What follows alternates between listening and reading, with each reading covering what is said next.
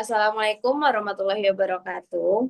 Waalaikumsalam Waalaikumsalam warahmatullahi wabarakatuh. Baiklah, di sini kami dari kelompok 4 akan mempresentasikan hasil proyek kami terkait tentang ideologi fasisme. Nah, sebelumnya perkenalkan saya Fitratul Hasanah sebagai moderator dan tentu saja saya tidak sendiri, saya bersama rekan-rekan kelompok saya yang beranggotakan ada Ardela Putri, Putri Pastirsia, Nilam Permatasari, Zamratul Khaira, dan Tata Dwi Regina. Nah, maka dari itu kita langsung saja pada materi yang pertama yang akan disampaikan oleh Ardela mengenai tokoh pecetus dan sejarah lahirnya fasisme. Kepada Ardela disilakan. Baik, pada saat ini saya akan menjelaskan tokoh-tokoh yang berperan penting dalam lahir dan berkembangnya ideologi fasisme di Italia, yaitu ada dua tokoh, Benito Mussolini dan Giovanni Gentile. Yang pertama itu ada Benito Mussolini. Nah, dia itu merupakan tokoh utama sekaligus pendiri gerakan fasisme di Italia. Awalnya, ia bekerja sebagai jurnalis dan aktivis politik. Pada tanggal 23 Maret 1919, ia mendirikan organisasi yang bernama Fasci Italiani di Combattimento. Organisasi ini kemudian berkembang menjadi Partai Fasis Nasional atau Partito Nazionale Fascista. Mussolini memanfaatkan kondisi Italia yang sedang mengalami krisis setelah Perang Dunia I untuk memperoleh dukungan rakyat. Banyak masyarakat yang kecewa terhadap pemerintahan karena masalah ekonomi, pengangguran, dan tidak kestabilan politik. Nah, melalui pidato-pidatonya, Mussolini ini menjadikan persatuan nasional, ketertiban, dan kebangkitan Italia. Lalu pada tahun 1922, melalui peristiwa yang dikenal sebagai March on Rome atau Pawai ke Roma, Mussolini berhasil memperoleh kekuasaan dan kemudian menjadi pemimpin Italia. Nah, sejak saat itu, ia menerapkan sistem pemerintahan yang otoriter dan menjadi fasisme sebagai ideologi negara.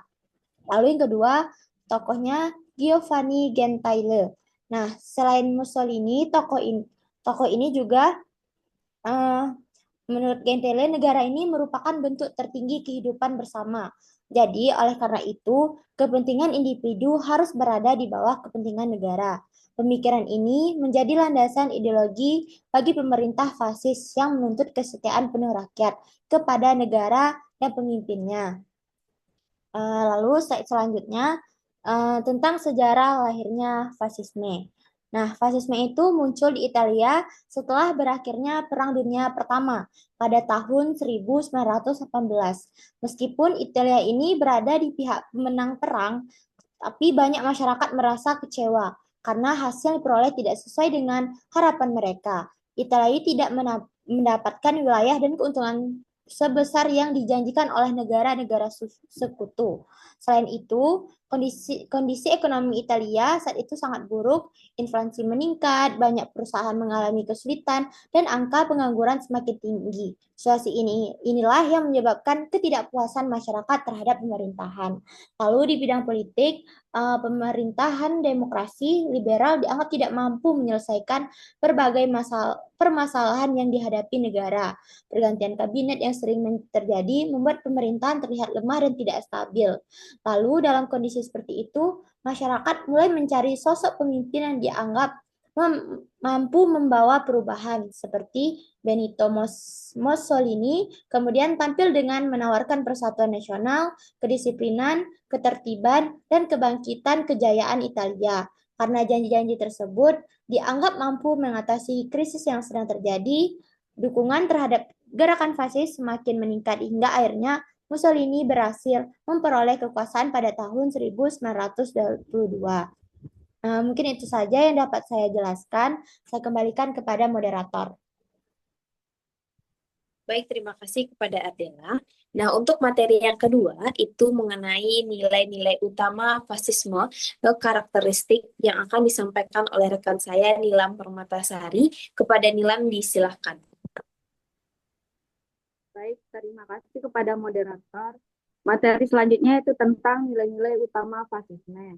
Ada beberapa poin tentang nilai-nilai utama fasisme. Yang pertama, nasionalisme ekstrim. Fasisme menempatkan bangsa dan negara di atas segala-galanya. Rakyat dituntut memiliki loyalitas penuh kepada negara. Bahkan kepentingan pribadi harus dikorbankan demi kepentingan nasional. Kedua itu ada otoritarisme. Kekuasaan berpusat pada satu pemimpin atau kelompok kecil yang memiliki wewenang besar. Rakyat memiliki sedikit kesempatan untuk mengkritik atau ikut menentukan kebijakan negara. Nah, yang ketiga ada persatuan nasional. Fasisme menekankan persatuan dan keseragaman dalam masyarakat. Perbedaan pandangan politik, kelompok, atau ideologi dianggap dapat mengancam persatuan negara sehingga sering ditekankan atau dibatasi. Nah, yang keempat ada militerisme. Militer dipandang sebagai simbol kekuatan negara. Karena itu, kekuatan militer dibesarkan dan digunakan untuk menjaga kekuasaan, mempertahankan negara, bahkan melakukan ekstensi wilayah. Yang terakhir ada penolakan demokrasi liberal. Fasisme menolak sistem demokrasi liberal yang memberikan kebebasan berpendapat dan adanya banyak partai politik. Menurut paham fasis, kebebasan yang terlalu luas dapat menyebabkan perpecahan dan melemahnya negara. Dapat disimpulkan bahwa nilai-nilai utama fasisme adalah kekuasaan nasional ekstrim, kekuasaan yang berpusat pada pemimpin, persatuan nasional, militerisme, dan penolakan terhadap demokrasi liberal. Semua nilai tersebut bertujuan menciptakan negara yang kuat, tetapi seringkali mengurangi kebebasan dan hak. Sekian dari saya kembalikan kepada moderator. Baik, terima kasih kepada Nilam. Nah, untuk materi yang ketiga mengenai karakteristik ideologi fasisme, itu akan disampaikan oleh rekan saya Zamratul Khairah. Kepada Zamratul dipersilahkan. Baik, terima kasih kepada moderator. Selanjutnya, saya akan menjelaskan terkait karakteristik ideologi fasisme. Nah, karakteristik yang pertama adalah pandangan tentang negara. Dalam ideologi fasisme, negara dianggap sebagai lembaga yang paling penting dan memiliki kedudukan tertinggi. Karena itu, seluruh kehidupan masyarakat harus mendukung tujuan negara. Ya, karakteristik yang kedua adalah pandangan tentang individu. Dalam fasisme, kepentingan negara lebih diutamakan dari kepentingan pribadi. Oleh sebab itu, kebebasan individu dapat dibatasi jika dianggap bertentangan dengan kepentingan negara. Yang ketiga itu karakteristik yang ketiga, pandangan terhadap ekonomi. Fasisme tidak menghapus kepemilikan swasta, sehingga perusahaan tetap dapat dimiliki oleh individu. Namun, kegiatan ekonomi tetap diawasi dan diarahkan oleh pemerintah agar mendukung tujuan nasional. Yang terakhir itu, karakteristik yang keempat adalah pandangan sosial dan politik. Fasisme cenderung menolak sistem multipartai dan lebih mendukung pemerintahan yang terpusat pada satu pemimpin atau satu partai. Selain itu, pemerintah menggunakan media, pendidikan, dan organisasi pemuda untuk menyebarkan ideologi serta memperoleh dukungan dari masyarakat. Mungkin sekian penjelasan dari saya kembalikan ke moderator. Terima kasih kepada Zamratul Khairah. Nah, untuk materi yang keempat terkait praktik kebijakan Italia yang akan disampaikan oleh rekan saya Putri Patricia. Kepada Putri disilahkan. Baiklah, materi selanjutnya yaitu praktik kebijakan negara yang mana. Negara yang kami ambil sini adalah negara Italia di bawah kepemimpinan Benito Mussolini. Yang dimana kami mengambil 3 kebijakan utama seperti pendidikan, pertahanan, militer, dan kebebasan sipil.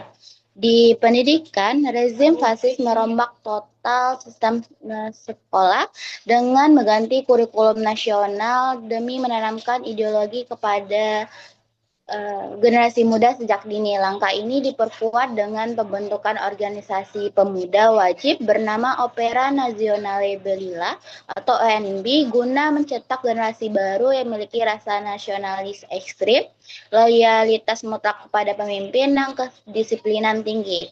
Nah, yang kedua ada pertahanan militer untuk mendukung ambisi geopolitiknya, Mussolini memprioritaskan kekuatan bersenjata melalui peningkatan anggaran pertahanan secara drastis dan menerapkan pendidikan militer bagi warga negaranya. Kebijakan militer yang agresif ini dibuktikan secara nyata melalui invasi Italia ke Ethiopia pada tahun 1935.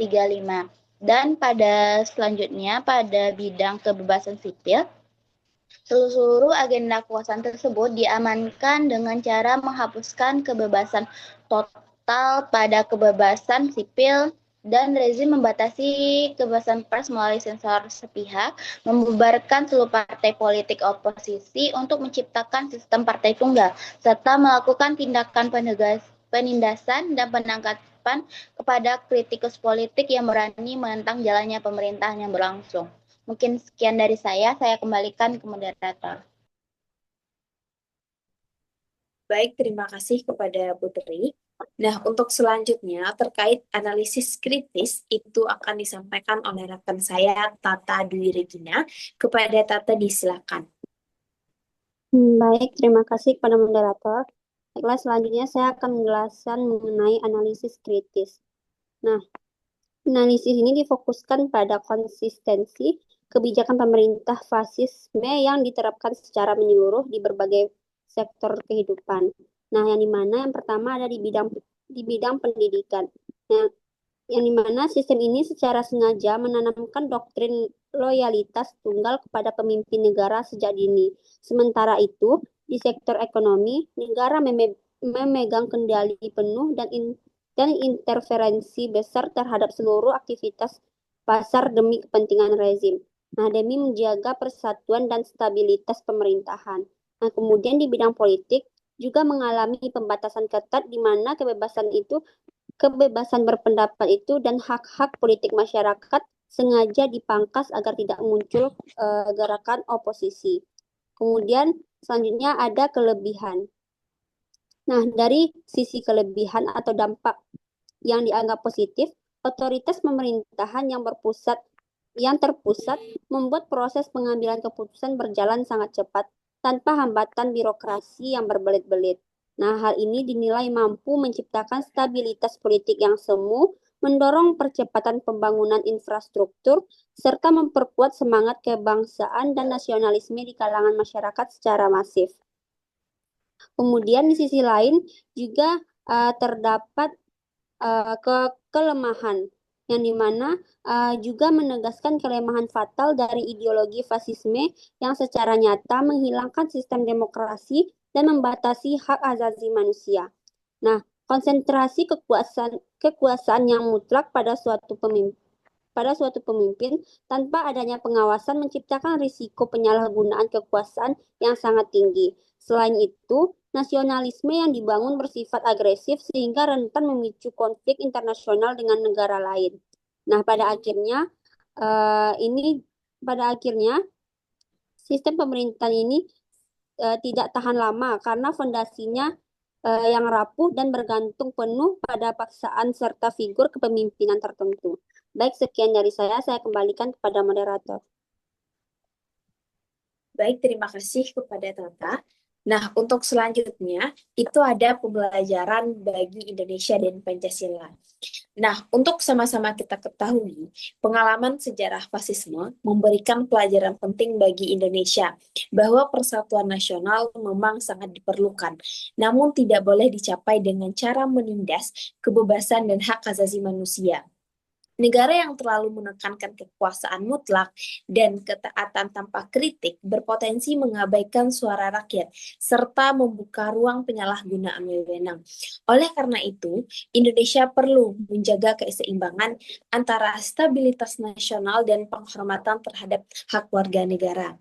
Nilai-nilai Pancasila menjadi pembeda utama sekaligus pembelajaran penting karena menempatkan persatuan, kemanusiaan, demokrasi, dan keadilan sosial secara seimbang. Dan berbeda dengan fasisme yang bersifat otoriter dan menolak perbedaan. Pancasila mengajarkan musyawarah, toleransi, serta penghargaan terhadap keberagaman. Dengan berpegang pada Pancasila, Indonesia dapat memperkuat nasionalisme yang inklusif, demokratis, dan berkeadilan tanpa mengorbankan kebebasan dan martabat manusia. Nah, baik teman-teman, dari hasil presentasi ini dapat kita tarik kesimpulan bahwa ideologi fasisme ini adalah paham politik di mana negara dipimpin oleh satu orang diktator secara mutlak. Di bawah antara ini, masyarakat tidak punya kebebasan, tidak boleh protes, dan harus selalu patuh pada pemerintah. Paham ini sangat mengunggulkan bangsanya sendiri secara berlebihan, suka menggunakan milik untuk mengatur rakyat. Akibatnya apa? Dalam sejarah dunia, paham ini terbukti memicu perang besar dan kesengsaraan banyak orang. Nah, baiklah, cukup sekian presentasi dari kami kelompok 4 terkait ideologi fasisme. Saya sebagai moderator, jika terdapat kesalahan, mohon maaf. Sekian dan terima kasih. Assalamualaikum warahmatullahi wabarakatuh.